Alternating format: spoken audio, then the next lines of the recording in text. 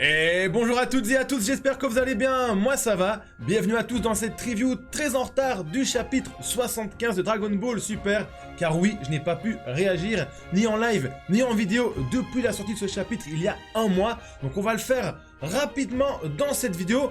Et j'en profite également pour vous dire que ce soir en live, vers 20 h les amis, il y aura le live réaction du chapitre 76 avec de grosses révélations. Pour ceux qui ont vu les petits spoilers, ça va être incroyable, donc soyez présents sur la chaîne YouTube vers 20 h les amis, ça va être insane. Et encore désolé pour cette review tardive du chapitre 75 du coup, mais on va en parler quand même parce qu'il y avait pas mal de choses dont j'avais envie de vous parler concernant ce chapitre, parce que il m'a beaucoup plu sur certains aspects, mais sur d'autres aspects j'ai trouvé ce chapitre vraiment inutile. Et pourtant, vous le savez, je suis un grand défenseur de Dragon Ball Super, mais ça veut pas dire que le chapitre était mauvais. Mais je vais simplement le qualifier un petit peu d'inutile et finalement décevant. Parce que, rappelez-vous, la fin du chapitre 74, les frérots, on avait Vegeta en transformation style Akaishin. Voilà. Et dans ce chapitre, on va un petit peu en savoir plus sur cette transformation. Un petit peu comment Vegeta acquit cette transformation. Comment Vegeta appelle cette transformation. Et le pouvoir que ça lui octroie. Mais, au final... eh bien, on va passer tout un chapitre, sachant qu'on en a un seul par mois, donc une cinquantaine de pages, pour pas grand chose. Et il y a deux choses qui m'ont beaucoup énervé dans le chapitre également, alors qu'en général, je suis pas très tatillon sur ce genre de détails, mais voilà, on va en parler, donc restez bien jusqu'au bout, n'oubliez pas de liker les amis, et on attaque directement cette review qui va être assez rapide, hein. C'est un petit peu en même temps une vidéo promotion du live de ce soir, on va pas se mentir. Et donc, dans ce chapitre, on a un très beau combat, un très beau duel entre Vegeta Akaishin, appelons-le comme ça pour l'instant, et Granola. Donc, Granola est vraiment surpris depuis le début du chapitre de la puissance que Vegeta a acquise et de la façon dont Vegeta maltraite Granola, parce que Vegeta est limite intouchable. Mais il y a une chose qui interpelle le plus notre petit Granola, c'est le fait que Vegeta n'essaie pas d'esquiver les attaques et qu'il encaisse sans broncher.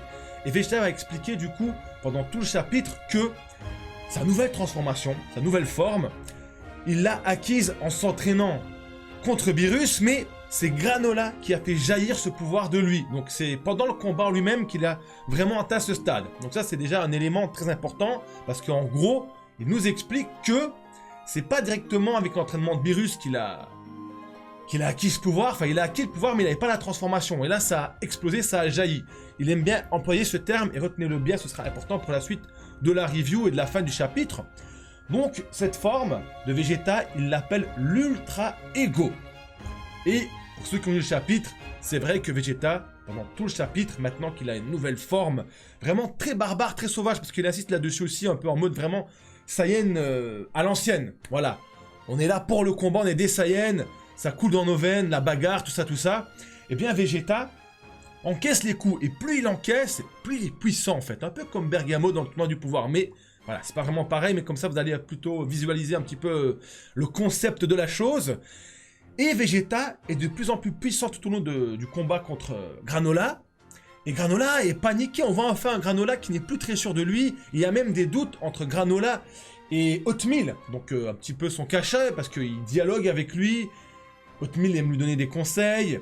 Pendant le combat, Vegeta explique à Granola que ce ne sont pas les Saiyans qui ont été détruits par une météorite, mais que c'est Freezer qui a détruit leur peuple, et que les Saiyans, comme les Céréaliennes, en fait, sont des victimes de Freezer. Mais bon, Granola ne veut rien entendre, parce que Granola est devenu très prétentieux et impertinent depuis qu'il a atteint ce pouvoir également avec son vœu. Et du coup, il balance Hotmeal tout simplement. Et voilà, il n'en fait qu'à sa tête, alors qu'ils auraient pu dialoguer. Bon, on verra dans le chapitre de ce soir ce que ça va donner. Mais voilà, moi ce qui m'intéresse en vrai, c'est le traitement de Vegeta. Donc ça m'a beaucoup plu de voir cette évolution. Voir ce côté Vegeta qui prend le dessus. Vegeta aussi qui était un petit peu arrogant à l'ancienne. Alors que au préalable, on a vu dans Dragon Ball Super qu'il a un développement pour un petit peu plus adoucir son caractère, on va dire borné, on va dire ça comme ça. Mais c'était logique parce que c'est l'Ultra Ego. Et là, en fait, on retrouve un Vegeta sanguinaire, je vais dire ça comme ça, qui vit pour le combat et qui sourit quand il y a du sang qui coule. Voilà. Il saigne, il encaisse, ça le fait sourire en fait. On dirait un psychopathe. Et ça, j'ai kiffé, vraiment. Mais, ce qui m'embête, c'est la fin.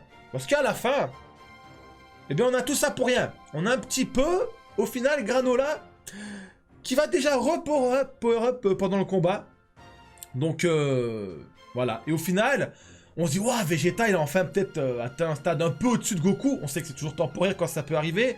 Mais là, non, voilà, Granola, power up également. Et ce qui m'a plu, en même temps, bon, le dénouement du chapitre m'a pas plu, mais ça m'a plu. Parce que, en fait, ce que j'ai aimé dans le combat, c'est que Vegeta, maintenant, il a l'expérience. Et Granola, il avait un petit peu l'attitude de Vegeta à l'époque, hein, vraiment ultra arrogant, trop sûr de lui, il comprend pas comment ça se fait que quelqu'un est plus puissant.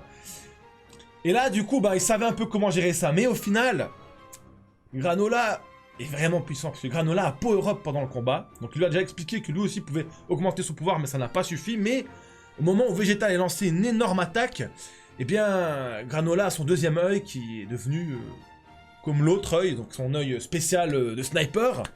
Et c'est un power-up pour lui. Et après, il dit de façon arrogante, je dois te remercier, Saiyan. C'est toi qui as fait jaillir ce pouvoir en moi. Donc, un petit peu retour à l'envoyeur, on voit un Vegeta en PLS et voilà, au final, je trouve que c'est un très bon chapitre pour la télévision. En animé, ce serait excellent, même si, voilà, encore une fois, power-up, puis pas power-up, puis Vegeta, au final, ça sert à rien. Vegeta est toujours en PLS, même si on verra la suite dans ce chapitre. Ça m'a un petit peu déplu parce que je pensais que Vegeta avait vraiment atteint une transformation en stade intéressant là, mais au final c'est toujours inférieur à Granola, donc voilà. Après vous allez me dire Granola, il a battu Goku en Migaté avec un clone, mais bon, Goku était pas très focus, j'avais l'impression.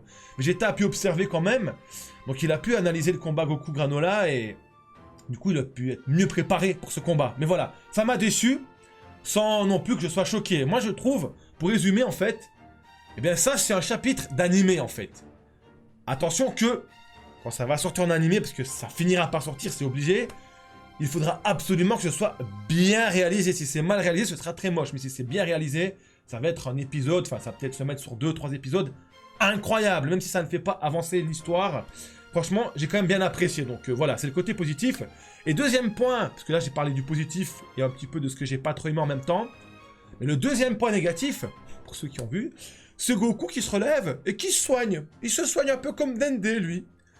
Ça, franchement, on aurait pu éviter. C'était pas nécessaire. C'est un détail, mais moi, j'ai pas aimé. Vraiment, j'ai pas aimé. Donc voilà. En tout cas, j'ai pas trop tardé. La vidéo, elle arrive vraiment très très tard. J'en suis désolé, mais j'avais envie de garder un petit peu le rythme. Hein. Depuis que j'ai commencé les reviews DBS, j'aimerais bien qu'il y ait une vidéo pour chaque chapitre, même si j'ai des empêchements IRL, des galères IRL, le boulot. Donc elle arrive très tard et je me suis dit qu'au final, comme elle arrivait tard, autant le faire un jour ou le jour même avant le live réaction du chapitre 76. Comme ça, eh bien, tout simplement, ça fera un petit peu de teasing et on se rafraîchit les idées. Bref, merci à tous d'avoir regardé cette vidéo. N'hésitez pas à liker, partager et vous abonner. Et je vous dis à très bientôt. Peace!